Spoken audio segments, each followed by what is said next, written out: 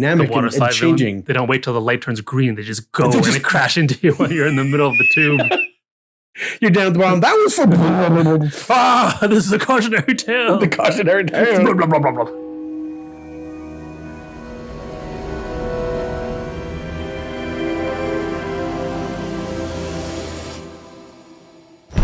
And that's how you make a pit. Oh. Hey. Oh, hey. How are you? Hey. I'm all right. Yeah. I'm all right. Just wondering why it's always us that gets sent here. I mean, it does have some sort of relation to purgatory, I suppose. Just reliving the same thing over and over again and trying to... It's like we're the bad guys or something. Got sent here as punishment. No, there's no way. There's no way. There's no way. I just wanted to prevent our world from devastation. Well, that's funny because I just wanted to unite all the peoples of our nation. Right? Like, I just wanted to protect the people from the evils of truth and love. Right? I wanted to extend our reach to the stars above. But I just blew that idea up, I guess. Yeah. If we're bad. I don't think we're bad. Anyway, yeah, let's go. I think they're the bad guys. They must be the ones. The children. The children. So bad. All right, today's note. Attention, read out loud exactly what is written on this note or be destroyed and replaced. Some other villains, apparently. Welcome to Caffeine and Cantrips, the show where we talk about D&D or else. Open parentheses. Your best villain voice. Close parentheses. Okay. Greetings, mortals. Ooh. I'm Sean, the Supreme, number 213. Master of the arcane, connoisseur of all things villainous. A mere mortal's tale is incomplete without a fearsome adversary to stand against. It's creepy. And I relish in the creation of the most dastardly and unforgettable villains. I'm hiding behind my mic. There you go. Byron, number 263, my faithful lackey. Always eager to please in their own clumsy way. Oh. And somehow co-host. Do you not agree that the best villains are the ones that haunt your dreams? That make you question the very nature of good and evil? That challenge your every move with their malevolent machinations. So, my helpless victims, dear viewers, prepare yourselves for a journey into the abyss of evil. For this episode, we will be harrowing experiences that will test your very sanity. Or are you ready to face the darkness within? Even if you're not, let us begin. Wow.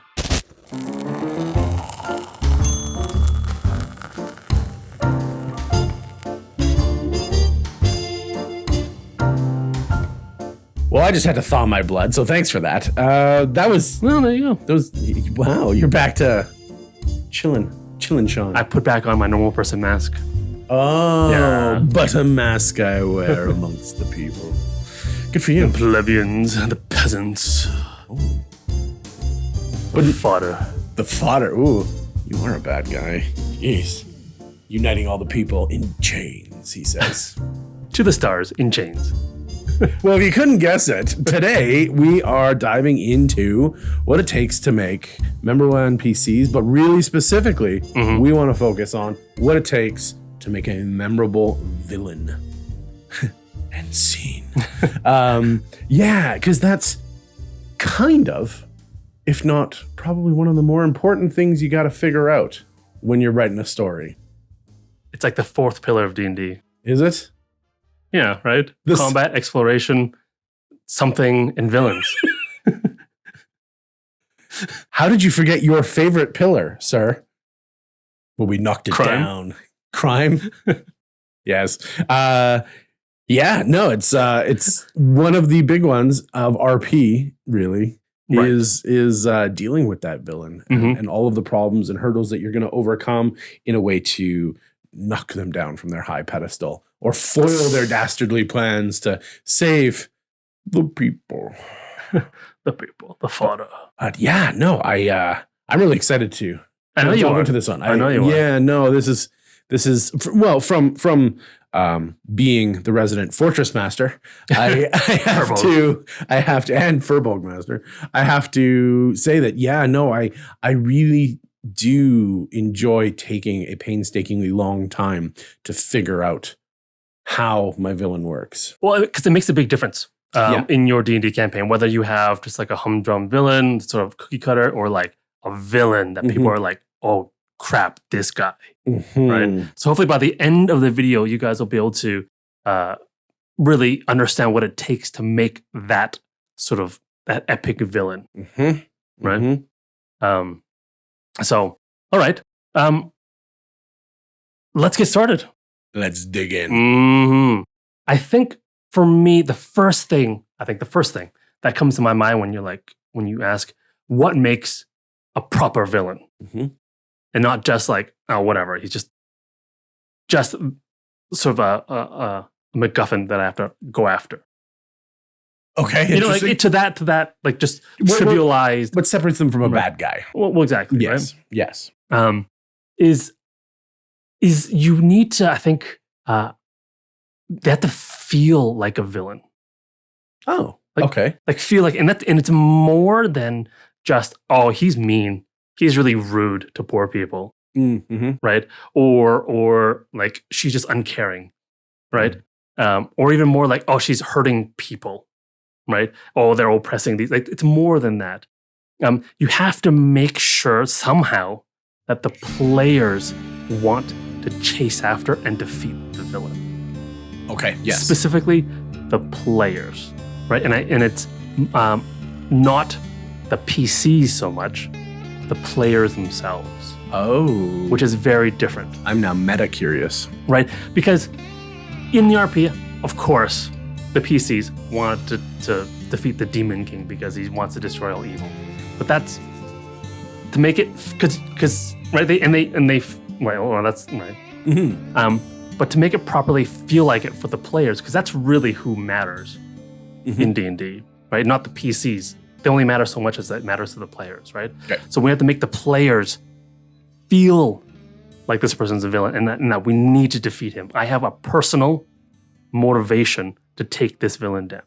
Right? Interesting. Okay. So you have to make it personal to the players, right? And I think you can achieve this in multiple ways, but the one that I was just walking up to the session, slap the books out of their hand. Mordak says hello.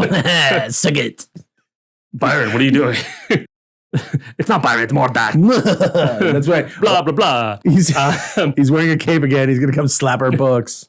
An easy way of making it personal, making it like a personal issue for the players to want to defeat the villain is to threaten something that is important to the players, something that the players care about in the game. Right? Okay.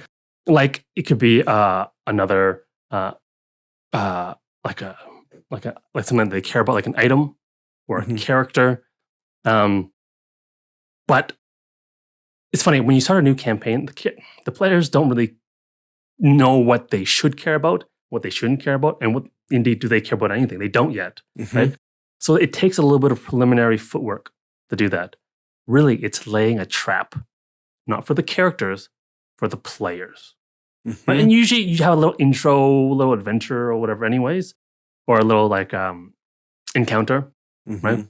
But you bring something into the game the players really like. Maybe you have make this NPC really lovable, right? Is things that happen often. Right. That, they love this NPC, they're so nice, or this character saved them, right? Or this store owner or merchant has always been really nice to them. Yes, right? yes. And then you threaten that thing. Because the players like this character, like this thing, right? And now you bring in someone or something that threatens that. A really sort of heavy-handed way of doing it is just have that person get killed. Mm. And then the player's like, what? You've taken something away from me. R.I.P. Chester. Right? Like, me, I liked that character. Yes. Right now you've taken it away. I like that town. You've wiped that town off. Bye-bye, Kazdusha. Yep. Sorry, I'm going to hammer on my PCs for a little bit. And that makes it personal. Mm. Right? Mhm. Like, oh, me, Sean, I want to make sure that that villain, that character pays. Mhm. Right? Like, if you think about, say, Harry Potter, there's a difference between Voldemort, right? Who's just this general baddie guy that's always around, but he's never really around. Doesn't really do that much. He's got a threat to just general, like the general story and populace. But compare Voldemort to, say, Professor Umbridge. She's there and she's torturing Harry and she's being so unfair to everyone. Like, she is like, as a reader, you're like, oh man, she is so bad. I want her to get what she deserves. Whereas Voldemort, you're like, oh yeah, he needs to be stopped. But you really want Umbridge to get a comeuppance. It's interesting you say that. It's interesting you say that because they're both villains that appear in very different ways. Mm-hmm. And one is in this case screen present, Mm-hmm. right? The other, and book present. The other is far more in the backgrounds. Yep. However, what Voldemort is given, and I don't know if the author had intended this or not, because I haven't sat down with her, but not yet. Tell us. Yeah. One of the things that has a great recognition of Voldemort being a villain of huge proportion. Yep. Is that every time you do see him, you can immediately detect progression in his story. Every time you see him, you see that, he's gathered followers. There are more Death Eaters around him. There's an army risen. There are dark beings behind him. You don't have to see him going around and recruiting all of these ne'er-do-wells and these evil folk. They collect to him, but every time you check in with him, you see that he has been hard at work. Yes. Whereas Umbridge has the opposite effect where she needs to break the spirit of the protagonists in the story. And so she needs to be there to maintain that immediate pressure as opposed to an ever-present nebulous kind of threat. I mean, you can do both. I mean, look at, I don't know if you guys have played Final Fantasy VII, the original. Like, you have a party member, in the Western version at least, you have a party member, you go through maybe 25, 30% of the game, and she's like your healer, and she's awesome. And then Sephiroth, spoilers guys, comes in, swoops in at one point, and just kills her. And you're like, oh, I'm going to try to find a resurrector. You never do. You never do. And you friggin' hate Sephiroth for the whole game. Interesting. And when you're finished, you're like, that's right. That's reward, right? For putting in hundreds of hours into this game. Well, good. I haven't played Final Fantasy VII. Well, spoilers. Yeah, spoilers. Aerith gets killed. Yeah. Oh, now we know who it is too. Yeah. But it is interesting how the two villains apply their will to the story. Right. But it's the Umbridge makes it personal to the reader. Because you're just being so mean to Harry and Hermione and Ron, and you're there and you're just treating them so horribly. You're threatening something that I, as a reader, care about. Far more than Voldemort does. He threatens the world. And he does threaten the characters a little bit, but he's far more removed. Well, his aspiration is bigger. Yep. Right? But that's why it's more visceral, that hate for Umbridge. Okay. So because I just like doing this, to push back, I have a question then. Okay. Because one of the things that we try and do... Questioning my opinions. How dare you? How dare you? When you are saying target a care of the players, not the player characters, how much communication are you adding to that? Because one of the things that we like to say and separate is the PCs and the monsters and everything in the world is in the world. But at the end of the day at the table, right? Like, you're my buddy, I'm your buddy, we're friends. Yep. But how can we still be friends if you have been plotting and planning to hurt something and threaten something that not my character, enjoy? I enjoy. You're trying to. I mean, you just say that this is the game. I'm threatening your lives, your actual character itself, right? Whom I would assume that you care the most about, right? Like every encounter, I'm trying to, maybe not every encounter, but I'm trying to bring you to the brink of death and maybe even just past it, right? Like this is the game. And really, you will thank me for it later. Because the whole campaign will be better for it, right? You have to threaten something. Or else there's far less meaning. There's no that energy to like, no, let's do this. That focus of the players, right? Like side quests, yeah, maybe. Does that get in the way too much of what I need to do? Right? If it's too much, no. I don't care. I need to get this guy, this lieutenant. He's the next step. He's dead. Where's the next step? What do I need to do? What are they doing now? I need to thwart that. Right? It adds a certain, je ne sais quoi, that personal desire to bring down like the villain. Interesting. And this feels like a vast departure from your regular perspective. Does it? It does. Yeah. Yeah. And not that I'm saying that this is bad, but evil. No, dastardly. It's very interesting. Unruly. Yeah. It's one of the things that I have learned to not do as a DM is to set very specific goals on how many hit points I want my party to have at the end of the fight. Right? Yeah. I don't necessarily want you to be brought to the brink of death. Because there's a level of potential railroadiness going a little too high in the encounter. I'm dialing it up too much. Shout out to previous episodes. Go check it out.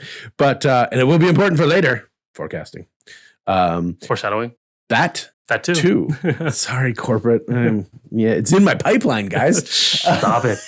But it's interesting because I want to cheer when the PCs win.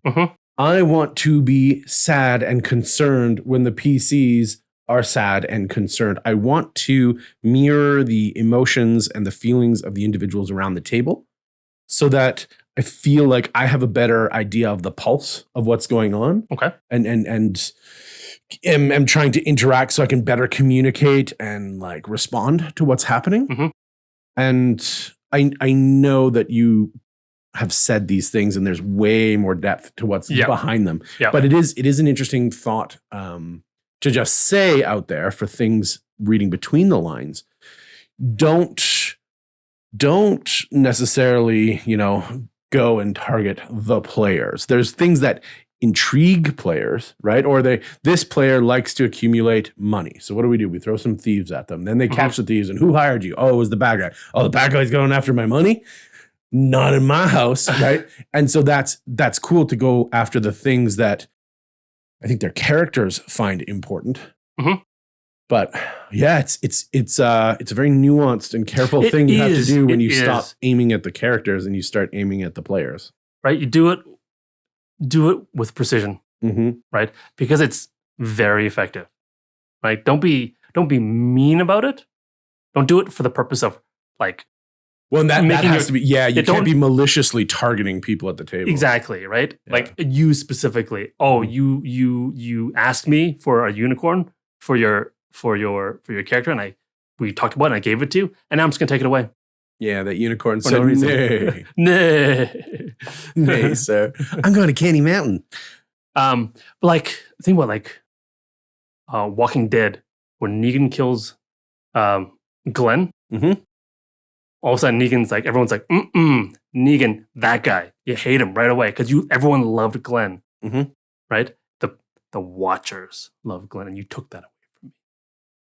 So it's effective, and I think it's to a lesser and greater degree is you should use it. I mean, shout out to the people who cheered. I don't know who you are, but I don't know who cheered for that.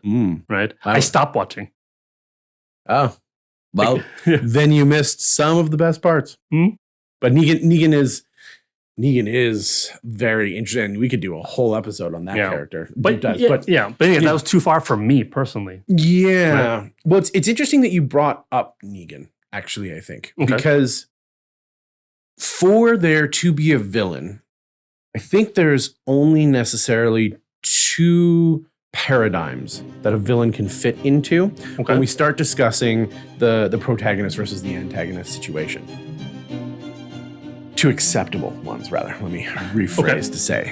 The villain can only be of equal or far greater power for the dynamic of villains and heroes to work. And we need it to be this way. We need to understand that let's say the overpowered version. The villain, they are powerful beyond compare. Right. In what they are doing. And so that you cannot simply just stop them. The local guard cannot simply just stop them. The Royal Army cannot simply just stop them.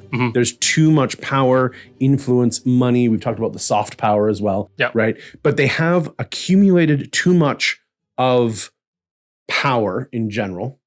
And so they can't just be stopped. They need someone to unwork their plans, right? Unmake their house. That they have built, right? In order to get up to bringing them down while bringing yourselves up. So there you can now engage in the secondary part of that, which is potentially a more equal fight. Right. And both of these can then provide great thematic storytelling, right? The underdogs going up against the overpower is a trope that we all know and a lot of us really enjoy. Whereas, another one where it's more equal is kind of like a Captain America versus Winter Soldier kind of fight, where the struggle is so real and neither can just undo the other. And so they have to use the struggle as a story incentive to move the plot forward. Right. And through the struggle, you find that their emotional walls come down and you use that fight as a vehicle to push the story forward. And it's the memory of the struggle and what the struggle brought out that then pushes that story forward, right? So it's either the seeking of power to bring them low or bring yourself up to their level so that you can battle them, or it's the any given day, it could go either way. And it's this, we have to engage in the struggle to see if we can defeat this or undo this part of the plan. Right. And so I think it's kind of one of the important things that I think that you have to do with them to break down a villain. Break it down. Break down. There's, I think, 4 major things that you need to consider when you're building your villain. Number 1 is that kind of previously stated thing, how much power they have, what power it is that they do have. Right. Are they the Tarrasque? I know Tarrasques, we can kill them and they're super easy, blah, blah, blah. But the Tarrasque is an engine of destruction. It is a single-minded creature that destroys all before it until it's satiated its hunger, and then it dives back into the earth to go and sleep it off because he wants to come back up for 11sies, right? He's a hobbit to the extreme. Right. So, sorry. Second breakfast time. No.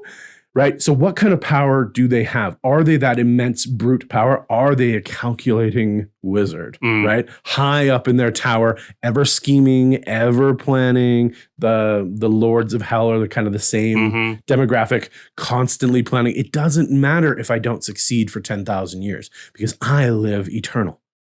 Right. And 10,000 years compared to eternity, it's nothing. Nothing. So what type of power? Is it just money and influence? They themselves are not very powerful, but their bodyguards, the lieutenants, the captains around them are the things that they employ because they themselves are weak, right? What type of power it is that they have, and how does that blend into your world? The second part of it is a credible motivation. You need to understand, and this becomes a prime example of why they are the villain. Because a lot of times heroes have boundaries. Heroes have lines that they won't cross.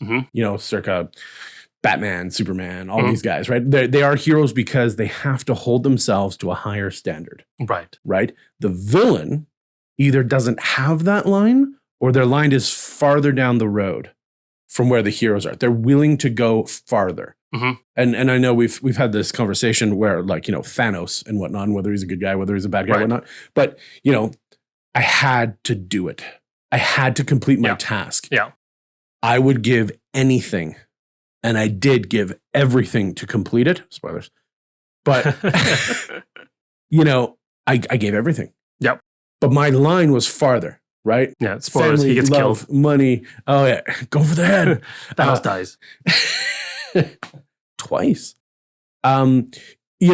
It's important to understand where that is, where the PCs draw their motivations, where their lines and boundaries are, and kind of that one of my favorite movies, The Dark Knight, with the Joker and Batman constantly pushing against each other, right? The fun is pushing Batman against the boundary. His own boundaries. His own boundary. Using his own boundaries to become a cage around himself when it would be so much easier just to kill this guy. Using all that. You don't need all the bat gadgets and all this and that. You just need one slug and a properly sighted in rifle, I guess, right? Yep. Not inciting violence. But it would be so much easier, but he can't. He can't break that. But that's the game. That's why it's fun. Well, and Joker has its own lines too. Like, I can't just kill him. No, I need to ruin him. I got to talk to about that too. Anyways. But yes, I gotta break it down because you are the last pillar, right? Yep. And then the world is as I see it is. I'm going to make everybody become what I am, and then I win. That's how I win, right? Yeah. And with that credible motivation, Alfred, I believe, says it, right? Some men just want to watch the world burn. Right. And if Batman stands unscarred or unsinged by flame, then the world isn't burning. The whole thing has to go down, or none of it has to go down. Yeah. It's an absolutist. What happened in that movie? You ruined Harvey. He did because he couldn't. Yep. He couldn't, or maybe it never was that he had to defeat Batman. He had a separate goal. And that's super important when you're designing villains too, is it's not a meat bag with hit points, right? There's a goal, a goal that you need to defeat, not just them necessarily. But anyway, we're breaking away from my 4 points. So they need power, they need a credible motivation that really gives them the idea of what they're doing is the right thing. Whether they are an evil character, whether they are a misplaced good character who's gone too fanatical, they need a credible motivation that drives them to do these things that are more extreme than the crazy mother effers at your table and all of the fireballs and noxious clouds and all the war crimes. Yeah, they go farther. They go harder, right? And that's the history. The history behind them needs to lend to this idea of what they have become. Right. You're not a Care Bear from ages 0 to 21, and then at age 22, you want to burn the world down. Oh, okay. I cared too much, and they won't respect my Care Bear stare. Right? I was staring. They were stared so hard, and then they just stopped. Just poke me in the eye. How dare you? It has to leave a credible path behind them. That you can then go, oh yeah, that would grind my gears. I get it. I know, right? I get it. Trained this Care Bear stare my whole time, and they're like, "You're a lion. You're not a bear. What's wrong with you? I don't accept your stare." Right? Well, if they call you a lion, be a lion. Right? That's your villain arc right there. I guess it'd be a pretty scary Care Bear episode when you hear the Reigns of Castamere start playing. And you're like, oh, what the? Yeah.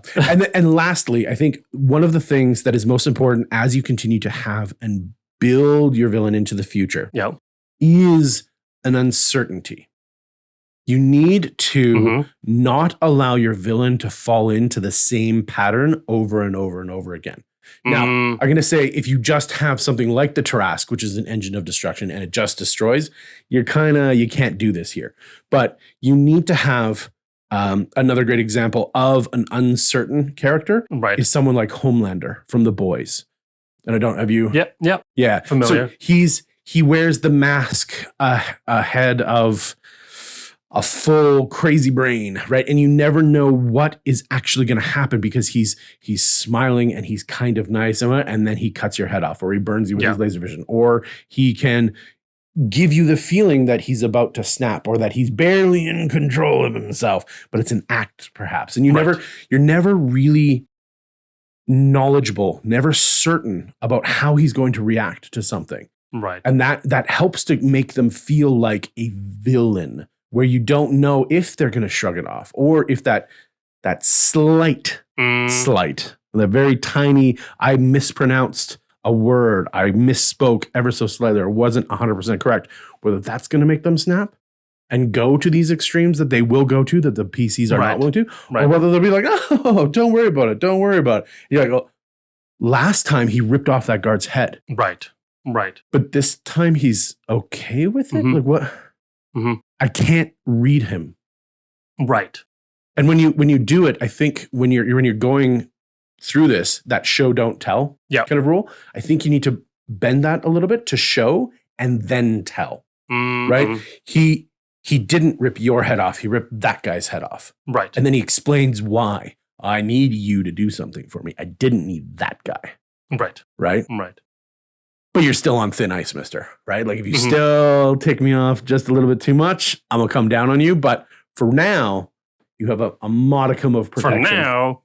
Get a little twang in your voice. Did I? Well, it's all right. That's all right. All right. Arkansas. Homeland. No, it's interesting. I mean, because it sounds like all the stuff you're describing, it's really appropriate for, say, a BBEG. Mm-hmm. And maybe, I don't know, correct me if I'm wrong, but do all villains need to be like this? Or is there like different tiers of villains, you think? Some can be a little more like just. We're talking villains. Mm-hmm. We're not like talking bad villain. guys. We're not talking lieutenants. We're not talking all of these underlings in the hierarchy of evil should have their own personality traits. They're still major NPCs, but they're not I don't even have a term for it. They're not like a prime NPC or like effectively like a campaign dependent NPC. Right. They are as important to the story as the story is to them. Right. Like the villain is the linchpin to everything. Right? Yeah. And that's why when you're in session 0 and you're discussing the themes and the questions that you're trying to explore in this campaign, that point number 3, the history of the villain needs to be tied to the theme or the question. Right. Yep. Right. Yep. Because in a way, they are the campaign. Right. That is the ultimate goal. In a way, to defeat them, to stop their... They're the driving engine behind everything that's happening. Correct. And if they aren't the fuel for the engine or reverse the engine for the fuel, right? If that relationship isn't intimate, then you haven't created the most memorable villain that you could have, right? Yeah. To let the story really bolster them and they bolster the story in turn. Right. No, it's interesting. You talk about like the level of power and you talk about like those super... ultra powerful, untouchable villains because they're so powerful compared to the heroes, right? Well, it's one of the two dynamics because you can't have necessarily a super powerful hero and a negligible, like a One Punch Man campaign, is not. Whereas the villain is One Punch Man and you're everyone else. I'm talking everyone in the party. Is One Punch Man. Is One Punch Man. Right. Everyone in the party, and they are everything else. So there's negligible danger, negligible risks. It's a different kind of campaign. You can do it, but it's not that adventure overcoming evil type theme. I don't know. Maybe I'll have to try and write one just to see how it feels. Yeah. But to me, it only makes the villain hero relationship only works if they're on par or the villain is much more powerful. Right. And you have to climb that ladder. Right. I think you have to be careful though when you make them like this ultra powerful being that's just untouchable, and is like the perfect villain. Right. Because I think like the heroes, like the merry, like and subscribe maybe. yes. Like and subscribe. Jump in if you want to be the antagonist to all those who would dare usurp your throne. Right? We got to unite all the peoples of this nation by liking and subscribing. Yes. To this content. If all the peoples of the nation subscribed, we would be very happy. Well, we'll reach for the stars together. We'll rival Elon's power because he's the real BBEG. Okay. Sorry. Cool. No, it's good. I had to shamelessly plug. No, myself. the shill is the one of the great joys of being a villain. Every villain should be a shill. Harry Potter, don't forget to like and subscribe. You're a subscriber now, Harry. Thanks, Hagrid. Funny. What was I saying? I was saying I don't know. I apologize. in your villains, perfection is bland. Just like in your heroes, perfection is bland. Your Mary Sue's type characters, they're bland. They've got nothing that they cannot do, right? They are perfect in every way. They never make mistakes, right? To make a villain more interesting and sort of bring them down to a point where the players feel like there is a chance that I might someday be able to overcome them, more than just, I got to get to level 18. And by that time, I'll be more powerful. I'll be powerful enough to kill him, right? This also makes the villain more interesting and more intriguing to the players, is by making them a person as well as just a villain. Then now if you make them a person, they're not just this concept of a villain that's in your campaign. Now they're a person that I can direct my malevolence towards, right? My aggression and all that sort of focused energy towards, right? And I think the way to make a villain, like bring them down off the level of just a conceptual thing to an actual person, is to make them imperfect, make them make mistakes, because people make mistakes, right? So, I mean, I don't, but I'm not a person. Think about letting them make tactical or strategic mistakes. Okay. You know, like for example, they treat one of their core henchmen, really harshly, right? And maybe this eventually breeds resentment, and then division in the ranks, and that could be an opportunity for the heroes to have an in. But it weakens the villain, weakens themselves through their own actions, right? By making these tactical mistakes. Okay. Right? Or they didn't maybe realize something about this territory that they are trying to take over, and plans get complicated, right? So they're not perfect. They're not omniscient. They don't know everything, right? They're not aware of everything, right? Another way of doing it is giving them sort of emotional flaws, so they make mistakes emotionally. For example, whether they're overly confident, there is no way that this plan can go wrong, right? What, the heroes? They're inconsequential. Don't worry about them, right? Well, that's the trope of overconfidence breeds underpreparedness, right? Right. Right. There's no way that they would slaughter 5 of my captains. Because if they are so super powerful, why won't they just crush the heroes? There's a reason why, right? And typically, it's a mistake. Typically, right? Fatally. Or maybe they're too proud, or maybe they're too emotional, and they got so angry at something that the bard said that they made a mistake, right? And then that's an opportunity for the group or the people who are working against them to capitalize on it, right? So that makes those. I guess you have to be careful too, because the most believable mistakes, because you can put a mistake, make them do a mistake, but when you think about it, it'd be like, no, this villain is so smart, so strong, they would never make that mistake, right? So if you make sure that your mistakes stem from a flaw in insight that they might have, or a character flaw they might have, or like a flaw in awareness that they have, then those tend to be the most, I think, believable types of mistakes, right? Like instead of like, oh right, I forgot there are heroes after me. Like, what do you mean?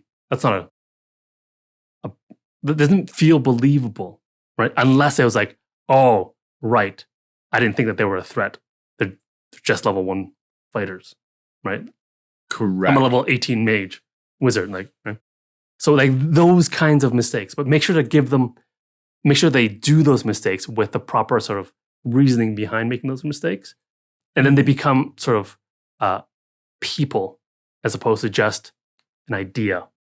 Okay, so then, question for you: how do you deal then with, let's say, your villain is one of these types of creatures and or beings that's got these 18 plus stats in like wisdom, intelligence, charisma, And then a decent follow-up line. So like, let's say they have nothing smaller than a 14 in their stat line. Okay. Right? So they are above average to beyond exceptional in every kind of portion of them.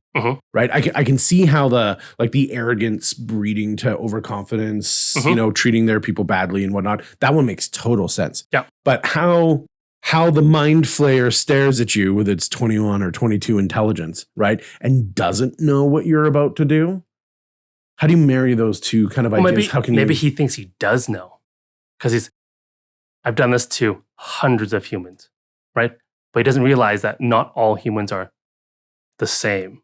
Or maybe they all are, but the 101st one, that hero, is not like the others. Because this is the hero. So I don't know what the one did. I thought I did, but I was wrong. Right? I guess it stems again from overconfidence, right? I'm smart enough, but I don't see it. I don't look at it. If I had thought about it in that way, then I would have known.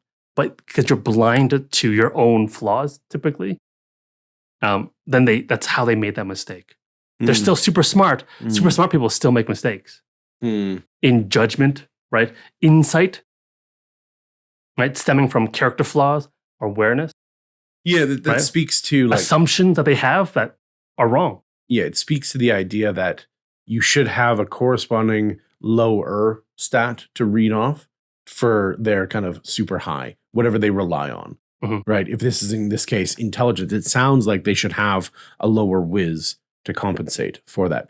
Because I don't know. I don't know that it's necessarily believable if you're going to realize. I don't know, because if you think about it, like strength, the stats are really reductive, right? Like I have an 18 strength, right?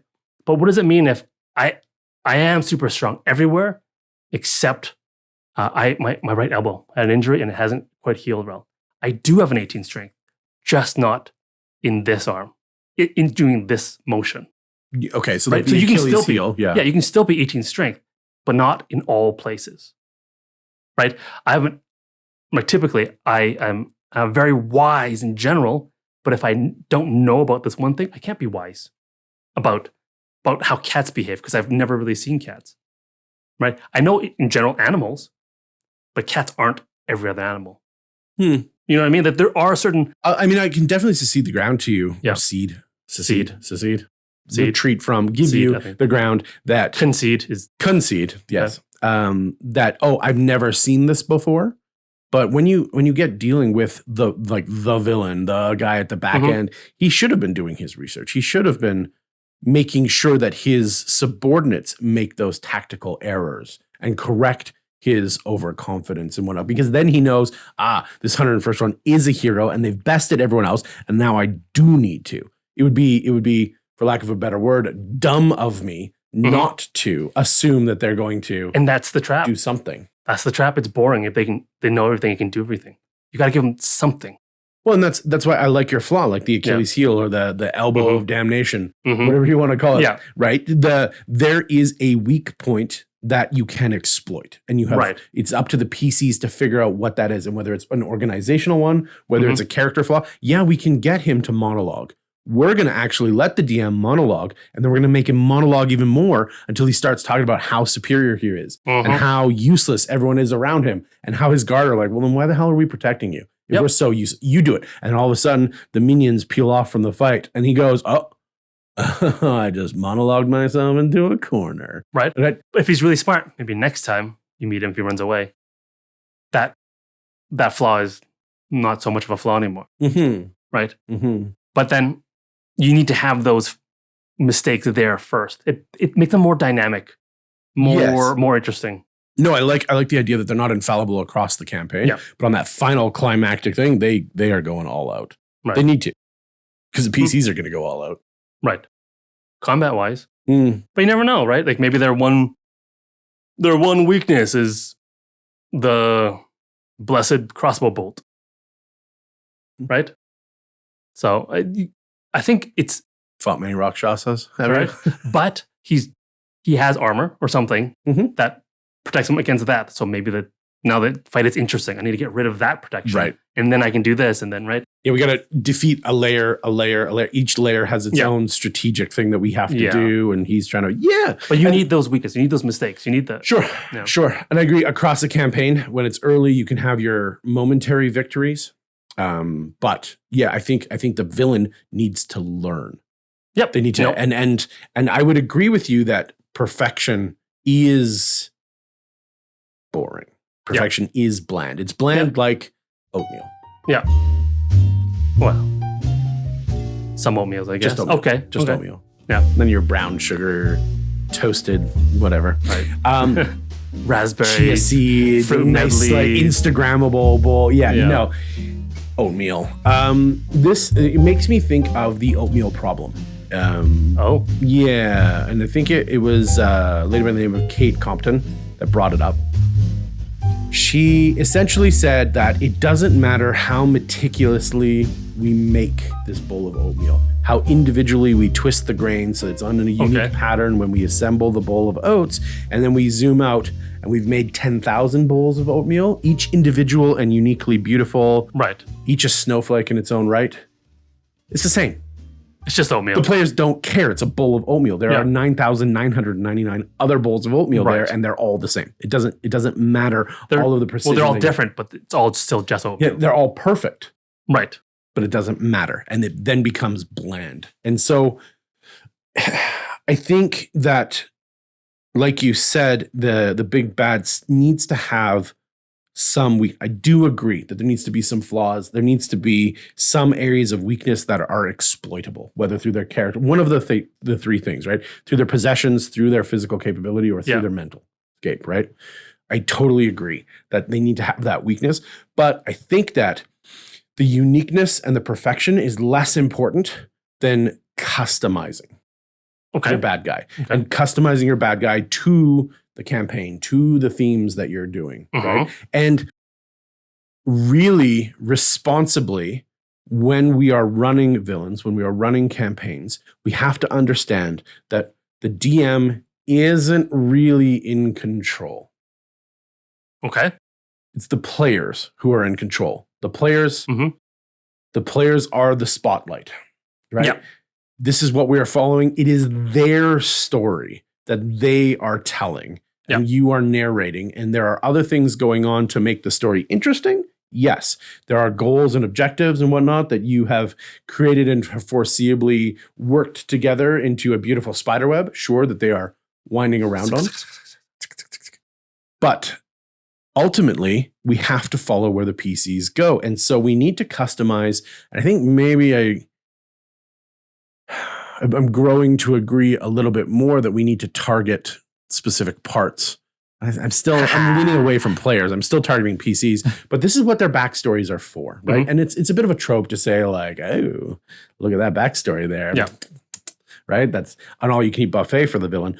But there are things in there that we need to take out and build, or I suppose deconstruct the puzzles that the PCs have built and take little pieces of that and then feed it into whether it's that credible motivation, that history, that thing that's going to make there be some sort of a mirror between the PCs and the villain. Because I think it is easiest to be motivated to destroy something when you feel like it, when you have a connection to it. It's easier to want to get rid of that thing, because then we get to do self-improvement. And who doesn't love self-improvement, right? The metaphors of demons out there can fix the demons inside. And so I think that's a great place to start customizing in your world building. Customize, right? What the PCs are experiencing, what they do, take their previous exploits, victories, losses, draws, curious incidents. Pull them in when you can. Curious. That incident was curious. Go from a place of reactive building, right? That I really think that we have to understand that when we're building the villain, we can have a conception, just like we can have a conception of what the campaign is. But ultimately, when the players take a left turn and we weren't ready for a left turn, we're going left. Right. Yeah. Right? And so we have to kind of flow with that. And because of that, I really think that building the memorable villain, the memorable NPC that is the ire of the group Yep. and maybe the Yep. players and whatnot. The guy that everyone wants to cheer when they're defeated, Yeah. right? Or when they are thwarted and whatnot. Is like, are they the crown jewel of this? The villain? The villain, is it the crown jewel of the campaign that you're designing? No. No, the villain is not the crown jewel. Hmm. I would say that the villain is the actual crown. Mm. And the heroes, the players, the PCs are the jewels. But you can't have You want some uncut jams? Uncut jams. But right, the king has no crown, right?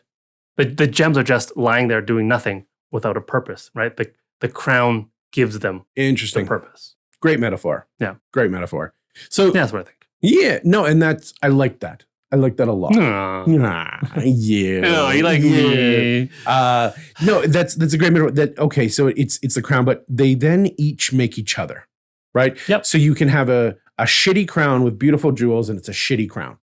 You can have a great crown with shitty jewels, and it's a shitty crown. Yep. Right? One can only be as great as its opposite allows. Yep. Oh, yeah. Right? Absolutely. You can only be as heroic as the villain is villainous. Mm-hmm. Right? And so those need to be in scope proportionate. Yes. Right? You can't have tiny villains, great heroes, like I said Yep. before. You also won't have tiny heroes, great villain, because the villainy will overtake them. Yes. Right? It has to be in balance, as all good things are. But then that I like to move in when we're talking about the scope and the space is to ask, is your villain XXX? 21 plus? In this case, no. In this case, what I'm talking about is developing a creative space. OnlyFans villains. OnlyFans villains. You heard it here first. Oh gosh. OnlyFans. We're gonna have a campaign on there one day. Really? Yeah. Oh, all right. All right. NYU We'll see how many likes and night. subscribes we get. Yeah. Let us know if you've ever had a 21 plus campaign. Gosh. I don't even. Because I want to know. I'm gonna refrain from thinking about what that might be like for now. No, images. Get out of here. So no, when we're talking about this, I want to talk about orthogonal development. And orthogonal, What does that even mean? Orthogonal. is building at right angles. Okay. So when I say a triple X, what I'm talking about is a 3-axis development. Are we building a campaign that has length, width, and depth? And can we create a creative space that the villain can encapsulate, that they can fill, so that we can then allow our PCs to also fill that same area with their heroicness? Give them enough room that they can become creative. Because one of the things that we like to do is add depth, add meaning, add between the lines, right? And when we talk about orthogonal development, it is building a space, not a line, not a field, like a flat field that has. Right. We need that depth too, because we want the depth of the PCs. We want that role play to have meaning. Right. We want the villain to have meaning too. Mm-hmm. So however you define those axes, we could just go and say, well, the 3 axes are like the 3 pillars of the game. Yep. One is combat, one is role play, one is exploration. Okay, but then that's not customized. That's not doing what I said is really most important, right? Mm-hmm. So what are we trying to answer? Maybe it's power. Maybe it's corruption. Maybe it's trust. And that's our 3 axes. Mm-hmm. How great can you become before you become too corrupt? Right. Can the people trust that you will become powerful but not corrupt? And in that space, those 3 dimensions, then we get to ask a whole bunch of cool little questions. And there's a bit of a playground of the mind to explore. Right. That's interesting. I like it. But it's something that I think that we need to perceive of is not creating a linear storyline. Right. We need to create an area of creative space where people can ask questions, where they can run around like your kid does when he gets to a playground, right? I want the swings, I want the slide, I want the monkey jump, I want to do everything. You can explore the space, come up with your own story, have fun, but also understand that we are going to try and measure some of this. Because we do want to have a system here to control what our story and theme is. Because our scope isn't do anything, have fun, go away. Our scope is what happens when a ruler becomes too powerful on this Right. continent. Yep. Or what happens when a wizard covets an artifact too much. Yep. But what happens when an ancient evil is released, right? Right. That was once a good force in the world, Right. right? What happens when you are willing to do anything for power, even if it's for good reasons? Correct. Right. And so we can build the axes and kind of track our KPIs. Beyond Stop that, it. we can, however, focus our attention into a specific area. And we don't have to say, hey guys, we're measuring power in corruption today. Right? No. Right here on the graph. We know that, oh, you guys are becoming more powerful. Mhm. Well, I need something from you now. I need you to take care of that guy because you're so powerful and it'd be so easy for you. Right. Of course we can do that. Well, wait, should we? Says the paladin. Of course, right? We shouldn't just Hopefully. abuse our power. Looking at you, vengeance paladin. Right? We shouldn't just abuse our power and do it because we can. Right. We need to measure this with responsibility. We can't become corrupt. Right. Well, wait, but then we did that. We just eradicated that tribe or that town or that bandit camp. Or, oh God, are we the baddies? Right. Right? And then and confuse the problem. Anyway, we're getting off topic a little bit. We're focusing on the villain. Yes. One of the great things that kind of more quietly demonstrated this, I think, in the past, and something that some of you might have experienced, was in the game Shadow of Mordor, the Lord of the Rings game Shadow of Mordor, where you're running around and the nemesis system of the orcs. Yeah, it's funny, right? They jump out and little moth. I hate that guy. You're so beautiful.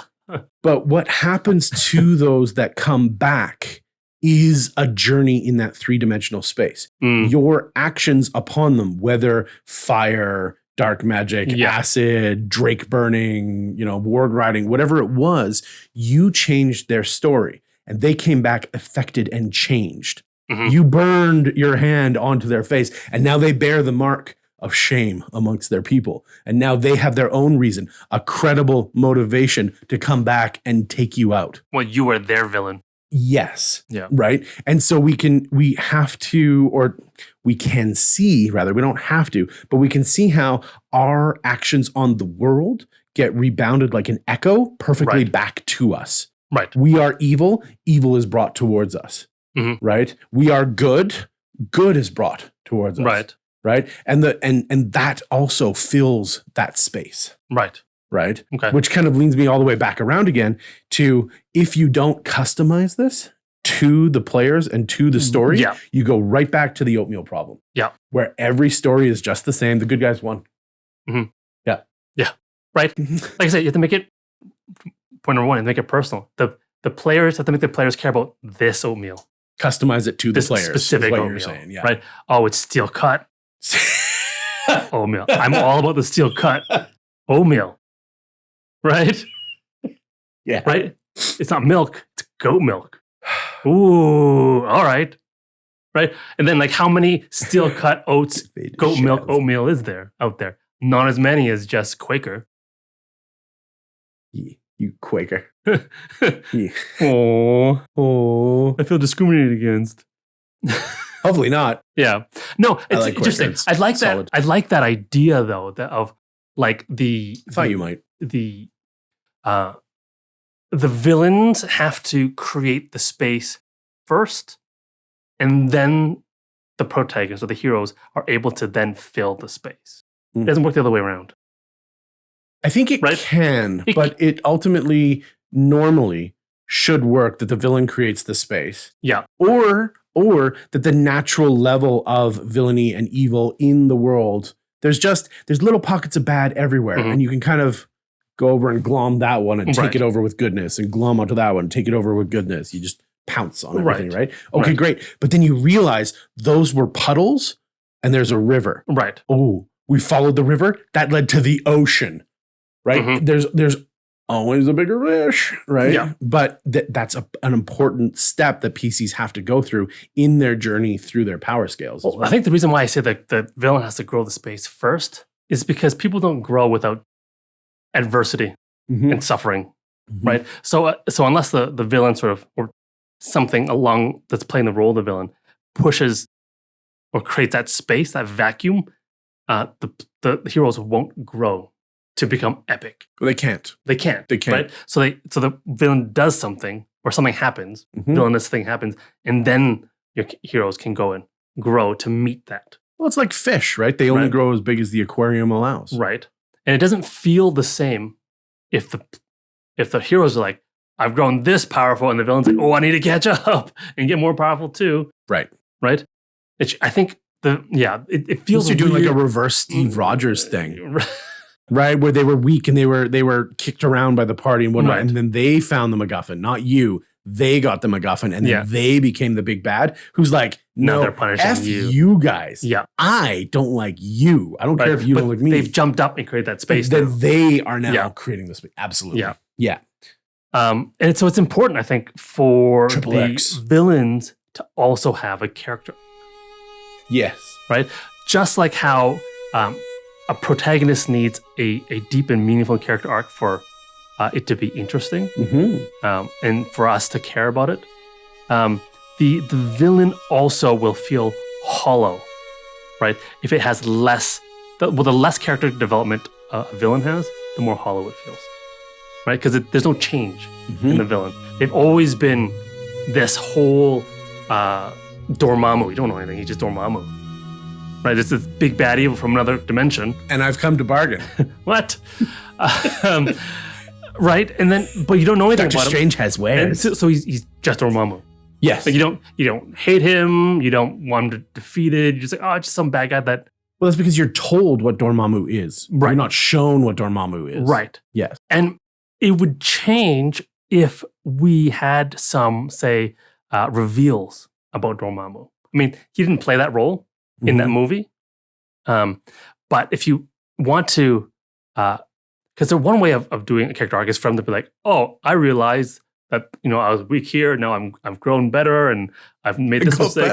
I got better. Right. Oh, I killed a family. I should have killed the whole town. Right. That is one way. But typically, I think what is interesting, what you can do with villains is have this reveal of sort of things that made them the way they are. Right. Like, oh, it also reveals that maybe they received some sort of bad teaching when they were younger. Mm-hmm. Right. So that's why they are the way they are, how they grew to this point. Or there's a lie that they believe is true. As a fundamental truth. That's fundamental truth. Right. Right. Then you're like, oh, he's not just Dormammu. He became Dormammu because he believed this thing that may or may not be true. Steel cuts for the devil. Right. Goat's milk. Or What? maybe they had a terrible choice that they had to make in the past. Mm. And now that they live with the consequences. Mm-hmm. Right? There was no good choice for the villain, right, in their younger years. And this is the results of it. Mm-hmm. And they have to keep going. Or else that first choice was invalid. Mm-hmm. Right? Or maybe there's a past trauma. Right? Like, oh, nah, humans tortured me and my family, ended up killing my family, but not me. I survived somehow. Little emotional damage. Right? Right. And now emotional, damn. Now I need to go and blah, blah, blah, blah, blah. It's my shining brush. And now I need to destroy all the humans because they are a blight upon this land. Right? Yes, it's brutal and it's horrible, but the elves will thank me. Right? Because this will never happen to them again after I'm done. Mm-hmm. Right? So past trauma. Then they have they've always been that way, but the reveal of these things Mm-hmm. is the arc in the minds of the players. Mm-hmm. Right? They become deeper as you find out more things about the villain. Because in the end, they're one of the major roles, I think, for a villain. Yes, they're there to create the space for heroes to grow into, right? So the heroes have a reason to be heroic, Mm-hmm. right? But I think in a literary sense, the villain is there as a cautionary tale to the players, to the readers. Oh, Right? okay. Of if you made the wrong choices, this is what you will be. This is the path. This is where that path leads to, right? For example, like if you saw, again, I'll go back to Voldemort, Harry Potter, their upbringing was very similar. They had very similar paths, right? But they made different choices. One became a Dark Lord and one is the Savior. Like, there's a lot of mirrors between those two characters. So they are the one, I think exactly the role, one of the core roles of a villain is to be a cautionary tale in stories. You're not sure if you agree with something that I said. Yeah, I don't know about the Harry Potter thing, but that's fine. That's fine. That's fine. Yeah. You're just stupid, but it's fine. But you know what's stupid? You're not stupid, No. but unfortunate. What is unfortunate? How may I? It's make your world unfortunate because I know there are some people out there who have not yet clicked that like and subscribe button. Right?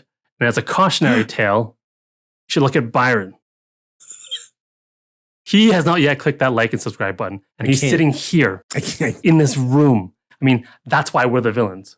Oh, our own villains. We are the cautionary tales. We so are please our own worst like, enemy. subscribe, follow, click the dinger bell, right? Then push your dinger. Just tickle that little dinger. And rise above. Reach on down there. What the villainy that you could be, which is Sean and Byron. Right? Damn. I know, right? Damn. So there you go. Be heroes. Don't be me. Subscribe. Like. Thanks. Thanks. Yeah. Yeah, no, it's funny. It's funny. I also do like the idea that you think that villains are a cautionary tale, right? Because I think it's one of the roles. There's that, and I don't know who it's actually technically attributed to. I think it's C.S. Lewis, but he said that, fairy tales don't teach us that they're dragons. Fairy tales teach us that the dragons can be slain. Mm-hmm. Right. And so, that's one of my favorite kind of things that floats around in the nebulous space of the back of my mind. Right. But it is important to know that we can overcome the shortcomings and failures and learn, tortoise in the hare. What do we learn? Right. Like slow and steady wins the race. A more perfect allegory for life. I don't know. Right. But slow and steady wins the race. Okay, whatever. Sure. Yeah. Awesome. Most of the time. There's always exceptions, even to Aesop. But it's great that there are these cautionary tales and to show us what not to do, perhaps. And like I said before, a great mirroring of the heroes to happen when they do take a fundamentally different decision than. Why can't we touch the dice? Why can't we touch the props? I know, right? Well, you haven't touched the mic yet, so I like it. You're going to bash the hell out of it. So that's what you think. All right. You're the cautionary tale. Apparently. Are you ready? No. Good. What I've been trying to think of while we're talking. He wasn't listening at all. He was just thinking. He doesn't say anything useful. So, no. Another cautionary tale. Okay, yeah. I'm curious, if you will, go on a little bit of a journey here with me. If I must.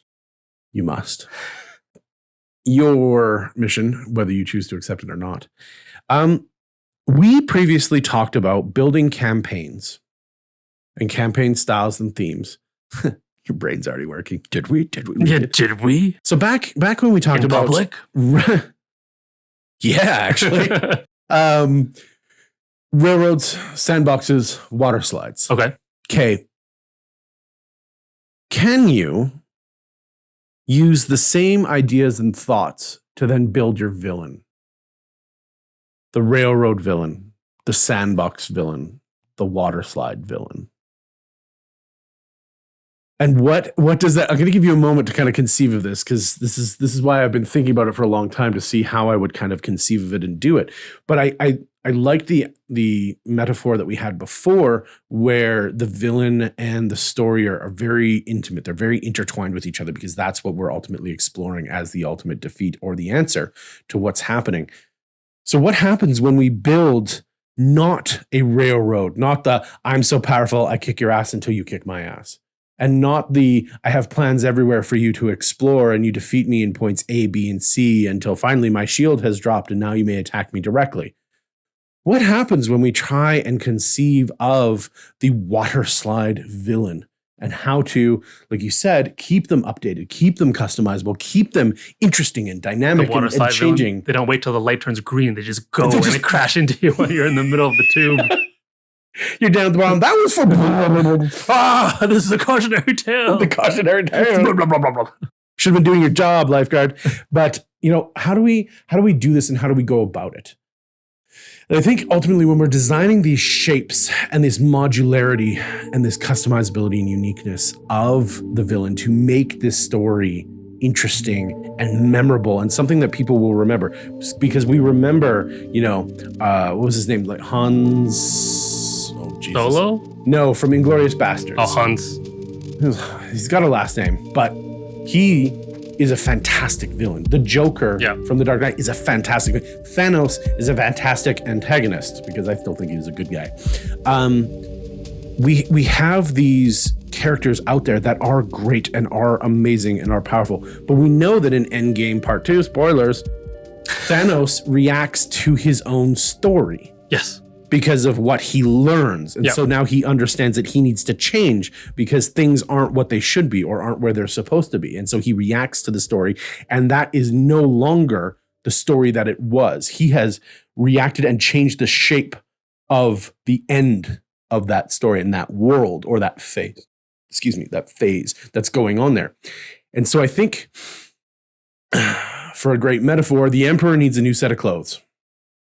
And one of the ways that we can do this is we can give him a new suit. I am English, so I'm building my metaphor in layers here. Emperor needs new clothes, suits, card suits. We need to have at least 4 major things going on with them, or 4 dynamics at play that they're trying to constantly balance and achieve and move about in. And we can have 3 quote unquote positive traits for them. And maybe that's where your flaw comes in, as the 4th one that they have to keep in check. There's something that's working against them, or maybe making them not as profitable or as effective as they would normally be, because they have to constantly keep managing that. Maybe they're a lich, and the more energy they expend, the more souls that they have to take. But that means that they have to get people and not just undead. And it's a whole thing. So now we can't just explode and use endless amounts of power. So I think that there's that need for that balance to happen, or else, like you said before, they're just going to wipe everything out and they're just going to take over. They have to have their own barriers. They have to have their own story that they need to break through. And so why can't we then have these modular things going on their side that are somehow connected, if not directly connected, to possibly the shapes that the PCs are going to experience, maybe in reverse or maybe in a different way. Okay. Right? Because they're creating the modularity that you can then put in front of the PCs. So they are the modularity in a way. I'm curious. Now you've had a moment to kind of think about it. What would you think a water slide villain would be or look like? It's interesting. I feel like you can't necessarily, like, for sure, like I was thinking, like, of the 3 types, there's the sandbox one. If it's just pure sandbox, it's not fun. It's not cool. It's pure railroad. That can kind of work as a villain. Like, this is the way he is or she is, and that's it. But I think that defeats that uncertain principle, right? I mean, you can put uncertain, like, mystery in there, right? The uncertain, right? But if you want that sort of modular adapting villain, you still need a core of stability to provide the gravity that's pulling the everything down, right? Yes. To bring the movement. So you would have to, again, you'd put that motivation in there. You would put the and the theme is part of that, right? The theme is going to be that gravity that pulls you forward. But like, I think you'd figure out, like, the history, right? The background, their what they're trying to achieve, and then how they feel is the best way of achieving that, and everything else you can kind of make up, and sort of then react to what the PCs do. Well, and it should be right. Like, I want to do this. Oh, that didn't work, so I'm going to do this, or I'm going to do this but better. Now the PCs can't do the same thing. Right. I'm going to distract it. I know I have to distract the PCs, or else they're going to change. So I am going to send a group of these over there to draw their attention away so that I can go over here and do the thing that I need to do. It's interesting because in that way you don't need to have the villain at this epic level has to be on the 20, eh? Doesn't need to be at the epic level, and for the PCs to have to catch up. If you're using a water side villain, you can keep them exactly at the same pace as the hero. Mm-hmm. So maybe it's story progression, not power progression, but story even progression. even power, like let's say levels or whatever. Like say it's a rival. I don't know, like a party. Mm-hmm. And they're just a little meaner than yours, but they want to be better than you. So whatever you do, they try to one up. What do you do? They want and they go into like bad places because of that, right? And whatever you do, they do. Then they do something, then you have to meet them, and you sort of hopscotch forward together, right? Yes. And then as good as you become, they become bad. But they can't. Badder. We've already said that you have to grow into the space that they've given you. Yeah. So even if they are moving up at the same time, you need to push them. And for our audio people, I'm moving my right hand ever so slightly higher than my left. You got to put them a little bit ahead so that there's that constant chase. Well, that's what happens though. Like they're a little bit ahead, and then the PCs usually thwart them. So then they reach them, then they go ahead again, then reach them, ahead again, right? And I don't know. You could say that because they've defeated them or foiled their plans, the pieces are a little bit a step ahead, maybe, right? So then I'll do. It's not how I see it. But yes, I know what you mean. It's similar though, right? Well, for perfect clarity, the way that I see it is that the villain is already down the road a little bit, and the PCs are catching up. So the villain is starting off higher than they are, right? And every time that they move up and the PCs succeed where the villain doesn't count on them to, the villain has to backtrack a little bit, and the PCs close that gap, right? But then the villain is getting ahead again because he is creating the things, and his things are going. The machine is rolling before the PCs get there to undo it. Right. Unless, of course, the PCs learn something about where he's going or where he needs to go next, or they need to do. It's interesting in this sense. The PCs are reactionary. The PCs are reactionary, and they force the villain to get off of his perfect idea and have to deal with how they've messed things up, how they've monkey wrenched the system. So then the players and the PCs become the rocks that the villainous water has to move around. Correct.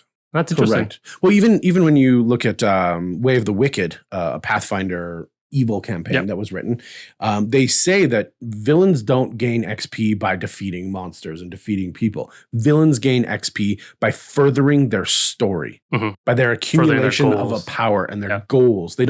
Bad people don't learn from doing bad things or from just killing and destroying, right? That's the lowest form of villainy, right? In this case. They have to have this bigger plan, this bigger thing that's going on. And so building the 4 suits, I think, is a way of doing that. They have multiple goals, and focusing on one goal pulls away from the other. So you can create these combinations of their attentions that are going to create different shapes of what they are doing. And as the PCs unravel, discover, confuse, contort what's going on, simultaneously then, and in a way to overstress or overtax maybe your villain, a perfectly competent villain can still be overwhelmed with things. Every time I do something, they undo it. So now I can't just do something and consider it checked off. I have to spend a little extra time to reinforce, protect, and or move and or shift and or adjust what I'm doing. Right. And I'm supposed to still move on towards my goal somehow. Like I have to, there's too much going on. I don't have enough of this. I don't have that. Good thing I have a little bit of space ahead of them, but now I know that it's going to take me longer to do the things that I want, or I have to do them in a different way. Right. And so I can't make as fast a progression. Right. And how do I deal with this? How do I foil them? Right. And when we're mixing them, I think we need to balance it back into the way that we can get essentially the perfect bite, right? The perfect feeling, because all of these things we don't normally get to see the goals, the motivations, the ideals, the bonds, the flaws, the history, the past, the uncertain future, the power, the influence, the money. We don't get to see the entire spectrum of what's going on behind the scenes. Right. We need that prism to focus that rainbow or that whatever it is into that one perfectly clear, beautiful, white light focus of this is Meganerath. we know what Maganath Right. feels like. We know Right. what his essence is. We know what all of these things. I don't need to know how much money is in his vault to know that he throws money around to gather mercenaries Right. of the highest order and blah, Right. blah, blah. So I know him without knowing his individual parts. Right. And that clear focus, I think, will help the PCs have a clear target. Yep. Right? Yeah. When you can focus it down to that one perfect bite that just encapsulates the entire feeling of what they're Right. trying to create. Right. And all of these different kind of things that are working in the background behind them. I think your PCs should have that kind of feeling as well to each other. There needs to be something that's the perfect essence of Tom the Fighter. Right. Yep. Right? And Tim Yep. the Caster. Well, what's their gimmick? What's that thing? Not the gimmick, but what's the that, gimmick? What's the essence of that Yeah. character? Yeah. Because it's not, and this is this throwback to like our martial unboxing, magical unboxing, expert unboxing. There is an essence behind the character. Like, what's the one sentence description of that character? Right. And it doesn't matter what the character is in the background of Yeah. it, but we know what the distilled, perfect, crystal clear essence of them is. Right. Right. And a villain should have that too. Right. A villain, not a bad guy, not a captain, not a lieutenant, not a Right. whatever. A villain needs to have that clear taste to Right. it. Like an example would be a drow who does whatever it takes to ensure everything is equal for everyone and everything. Mm-hmm. Right? And it just goes to the extremes. But that's what they are. Right? That seems pretty extreme because it is. Right? Or right, it's the man who needs to be the strongest in the world, or else. No matter what. Or else. Yes. Right? Yes. Right. Right. And then you understand when you get to that point, right? But as the designer, you need to have that distilled in your mind too. Mhm. What is the one perfect bite that I need to give them? Right. Right. And I know people's inferring and implying, and there's this whole mystery of language and whatnot, but we need to use our vocabulary. We need to use what we're doing. We need to build those uncertain futures with those histories. Right. Right. And I gave them unimaginable power, but I also gave them an itty bitty tiny space. Yep. Right. Yep. And I bound them to it, and that's the weakness. That's the whatever. Okay, great. Now, how do they react to that? How are they more believable? Because they do have a constraint. There is a line that they may not cross. Right. Right. But it's fun to explore that. Mhm. Right. Because that becomes the unknown that the PCs need to Right. go over. That's in that creative space that Right. you're trying to develop. Right. So I think that's really, really important. Everything that we just said is really important. Everything. Right. And so, if you're asking yourself how to make the campaign more memorable, how to make it more intense, more whatever, you need to understand that the campaign or the villain or whatever it is needs to provide the space to be epic. Right. It also needs to provide the engine behind the movement Yes. for the players, right? Yeah. So if you're going, I said I wanted an epic campaign, but all we did was we fought off the bandits and everyone was happy. Yeah. Why didn't you guys think that was epic? Right. Or like my players kind of are sort of wishy-washy. They don't really know where they're supposed to be going. Well, maybe you need a villain to point them in that direction. And that's the dinner with Strahd kind of thing where you sometimes you shove the villain right in front of their face when they're not able to deal with him, when he can do whatever he wants, or she, or whatever the creature, asexual aboleth or whatever it is, right? Whatever it is, sometimes you need to throw it in front of them or throw a messenger or an avatar campaign. Or dinner with a Trask. dinner with cities aren't that tasty. The Goliath's like, well, I don't know. That's why we introduce and have them come close to, have them witness, have them interact either from afar or up close with the type of villain that it is, so that we can understand that the Trask does bring a new definition to the word destruction. So that we can understand that the Mind Flayer brings a new idea of terror when it sucks the brains out of your favorite NPC right in front of you. And now it's full. It has no need for you anymore. It's done. It's had dinner and off it goes. And you come out of your stupor after witnessing it, fighting from the inside, yelling, screaming at your body to move, but you can't. and then he's gone. And now you know who to hate. Yep. Now you know who to defeat. Now you know what you're up against and how small you might be now and how big you need to grow to. Yep. So level up your bad guys, level up your story, create a more intense world by creating more creative space therein. Yep. No, like I said, it's an essential tool, I think, for any campaign. Mic drop, gong bang. There we go. Super, super cool. I love villains. I could talk about villains all day. He's a villain lover. You just said it. Yes. We try and keep it platonic though. So, because I've been hurt too many times. It's a brotherly love. Hurt too many times. But yes, no. Let us. My goodness, what should we ask? What would we like to get in the comments? It's too easy to say. What's your favorite villain? I want to know what your favorite villain did to make you hate him or her or it in your previous campaign or something. Or story that you or a story or whatever. Like, what is it that made it personal for you? Right? Because it's interesting. I really do think that's key. And I like that question. And really write that comment out. But I'm really curious to know which feeling or which kind of trigger it set off. What started the fuse in you, which emotion it hit, or what was it behind the motivation that was that key linchpin to the entire thing, right? I want to be powerful too. I want to be a god too. I want to kill that guy too, but you kill him first. Anybody got a diamond? You'll pay for that. Can we bring him back so I can get the last hit? Is my diamond? The villain has all the diamonds? He's got coming after you. Hold on, I'll be back within a minute. Somebody has a third level, right? Somebody? Okay, I'm bringing the diamond back. Yes. That's what I want to know. How it hit you, the player, right? And why you had to defeat that thing. Yeah. All right. That's a good one. Wonderful. Well, that was fun. Taking the dip in the villainy pool, right? The pond of dastardly characters. Right? I don't know the bath of bad guys. Oh, yes. But thanks for joining us. Sauna of sin. Ooh.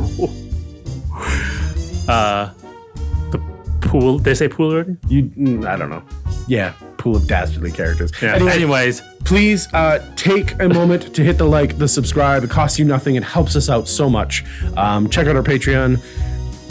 Jump in the comments, and we will see you next time. Or else.